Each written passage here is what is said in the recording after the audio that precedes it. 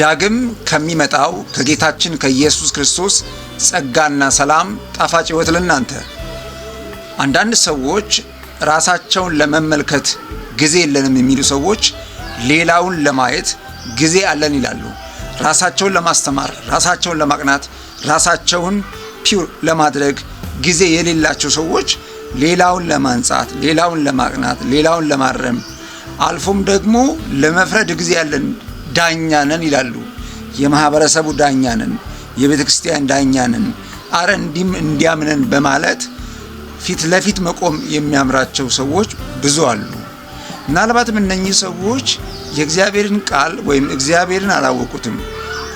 ስለ እግዚአብሔር ማወቅና እግዚአብሔርን ማወቅ ይለያያል። እግዚአብሔርን ያወቀ ሰው እንዴት መኖር እንዳለበት፣ እንዴት መናገር እንዳለበት ያውቃል። ስለ እግዚአብሔር የሚያውቅ ሰው ግን ምናልባት በመረጃ ደረጃ ስለሚያውቅ የእግዚአብሔር ሕይወት ምን እንደሆነ አይረዳም። ክርስትና ስለ እግዚአብሔር ሕይወት መረዳትና ማሳየት ነው እንጂ ማወቅ ብቻ አይደለም። ስለ እግዚአብሔር አንዳንድ ሰዎች ካያችሁ እንደሆነ ሰው ወዶ የወደድነው ሰው እኛን ላይረዳ ይችላል። ወደነዋል እኮ ፈልገነዋል እኮ ላይረዳን ይችላል። አንዳንድ ወንዶች ተረጅኝ እንጂ ይላሉ፣ ተረዳኝ እንጂ ይላሉ። በሌላ መንገድ ደግሞ አያችሁ፣ ክርስትና እግዚአብሔርን መረዳት ነው። ብዙዎች እግዚአብሔር ሲወዳቸው ሲፈልጋቸው፣ ነገር ግን የእግዚአብሔርን ፍቅር የእግዚአብሔርን እውነት የተረዱበት መንገድ ሌላ ነው። የወደድነው ሰው እኛን በሌላ መንገድ ሊረዳን ይችላል። ሆኖም ሳለ ግን በመረዳት ባለጠግነት ስለሚል የእግዚአብሔርን ቃል እግዚአብሔርን ማወቅ ዋናው የሚያደርሰን እሱን መረዳታችን ነው። እሱን ካልተረዳን እግዚአብሔርን ማሳረፍ አንችልም። ሰዎች ላይ መፍረድና መኮነን በተለያየ መንገድ መክሰስ ይቀናናል። አንዳንድ ሰዎች ለራሳቸው ስህተት ወይም ለራሳቸው ችግር ለራሳቸው ኃጢአት እግሮች ናቸው።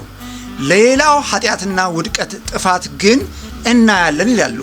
የራሳቸው ታላቅ ስህተት አይታያቸውም፣ የሌላው ግን ትናንሽ ስህተቶች ይታየናል። አይናለን፣ እናያለን፣ የእናንተን ጉድፍ እናያለን የሚሉ ሰዎች አሉ። በማቴዎስ ምዕራፍ 7 ከቁጥር 3 ላይ እንደዚህ ይላል፣ በወንድም አይን ያለውን ጉድፍ ስለምን ታያለህ? በራስህ አይን ያለውን ምሰሶ ስለምን አትመለከትም? ይላል። እንግዲህ ጉድፍና ምሰሶ ተመልከቱ። የሚፈርዱ ሰዎች፣ የሚከሱ ሰዎች በራሳቸው አይን ፊት እንደ ምሰሶ ያለ ኃጢአትና ውድቀት አለ። አዎ እኛ ላናይ እንችላለን። አዎ ጎረቤት፣ ወንድም፣ ቤተሰብ ላይ ይችላል። እግዚአብሔር የሚያየው ግን እንደ ምሰሶ ያለ ታላቅ ቆሻሻና ሕይወት ያላቸው ሰዎች አሉ። ነገር ግን እነዚህ ሰዎች የሌላው ችግርና የሌላው ውድቀት፣ የሌላው ኃጢአት፣ የሌላው ትናንሽ ነገር አታርሙ አይደለም፣ አትናገሩ አይደለም። ነገር ግን ምን እንደሆነ የእግዚአብሔር ሕይወት አይረዱትም ነው። ፍቅር ሰውን ከገሃነም የማውጣት ኃይል አለው፣ የመመለስ ኃይል አለው።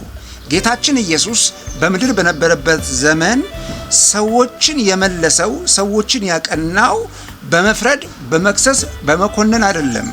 በፍቅሩ ነው የሳባቸው፣ በፍቅሩ ነው ያሰራቸው፣ በፍቅሩ ነው የሰበሰባቸው። ፍቅር የሌላችሁ ሰዎች ዝም በሉ፣ ፍቅር አሳዩ። በዕብራውያን ምዕራፍ 3 ከቁጥር 1 ላይ ያለውን ተመልከቱ። ቅዱሳን ወንድሞቼ ሆይ የእምነታችንን ሐዋርያንን ሊቀ ካህናት ኢየሱስን ተመልከቱ። ኢየሱስን ማትመለከቱ ሰዎች እችን ምድር እየተመለከታችሁ ሰውን አታውቁ፣ ቅዱሳንን አታውቁ። ማስተማር ከቻላችሁ አስተምሩ። ማንም የሚናገር ቢኖር እንደ እግዚአብሔር ቃል ይናገር ይላል እንጂ በመሰለኝና በደሳለኝ ይናገር አይልም። አሁን ላይ ያ አይነት ህይወት ነው።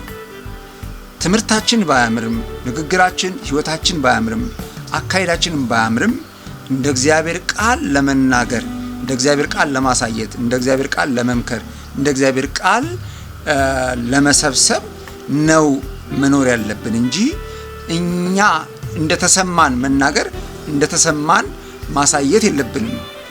ክርስቶስ ኢየሱስ እንደኖረው ብንኖር እግዚአብሔር በእኛ ይከበራል፣ የዓለም ብርሃንም አድርጎ ይገልጠናል። አሁን መብራት የጠፋ ይመስላል። እግዚአብሔር መብራቱን ያመጣልናል። ክብር ለኢየሱስ ይሁን። ሰላማችሁ በያላችሁበት ይሁን። እንደ እግዚአብሔር ቃል ተናገሩ፣ እንደ እግዚአብሔር ቃል አሳዩ፣ እንደ እግዚአብሔር ቃል ምከሩ ለማለት ነው። ቻው ቻው።